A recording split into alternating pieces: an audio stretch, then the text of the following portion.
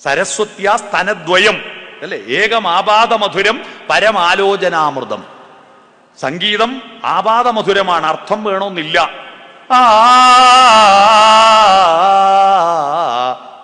ഒരർത്ഥവും ഇല്ല, പക്ഷെ നമുക്ക് ആസ്വദിക്കാൻ പറ്റും.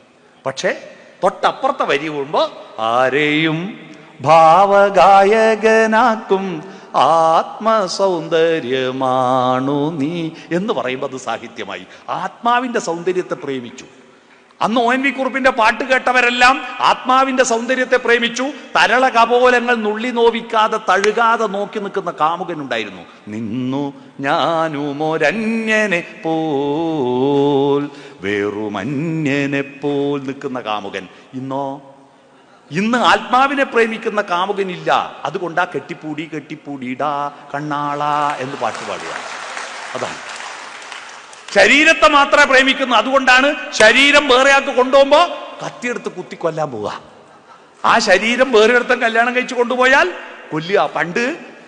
പണ്ട് നമ്മളെ മധു, 90 വയസ്സ് നിൽക്കുന്ന മധു കല്യാണം കഴിച്ചു പോകുന്ന കാമുകിയെ നോക്കിയിട്ട് അലിഞ്ഞു ചേർന്നതിൻ ശേഷമൻ ജീവനെ പിരിഞ്ഞു പോയി നീ എങ്കിലും എന്നും മംഗളം നേരുന്നു ഞാനെന്ന് പാടിയിരുന്ന കാമുകനാന്ന് അല്ലേ, മംഗളം നേർന്നിരുന്നു.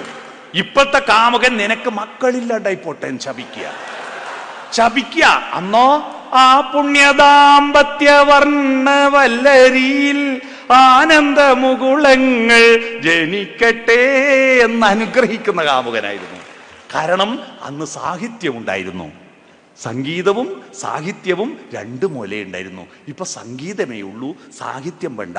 കഴിഞ്ഞ 10 കൊല്ലമായി കേരളത്തിലെ ചെറുപ്പക്കാർ പാടിത്തുള്ളുന്ന പാട്ടിന്റെ അർത്ഥം ഇക്കൊല്ലം ഞാൻ 20 കോളേജിൽ പോയി ചോദിച്ചു. ആ പാട്ടിന്റെ അർത്ഥം പറഞ്ഞാൽ 1000 ഉറുപ്പ്യ ഞാൻ തരാൻ. 1000 ഉറുപ്പ്യ എടുത്ത് കൈ പിടിച്ചിട്ട് ഞാൻ വെല്ലുവിളിച്ചു. അവരെല്ലാരും പാടുന്ന പാട്ട് തുടക്കം മാംഗല്യം തന്തുനാനേന, പിന്നെ ജീവിതം തുന്തനാനേന. മാംഗല്യം തന്തുനാനേന, ജീവിതം തുന്തനാനേന. ഇതിന്റെ അർത്ഥം പറഞ്ഞാണെങ്കിൽ 1000 ഉറുപ്പ്യ തരും എന്ന് പറഞ്ഞിട്ട് ഇതുവരെ എൻ്റെ 1000 ഉറുപ്പ്യ ആരും വാങ്ങിയില്ല. ആർക്കും അറിയില്ല.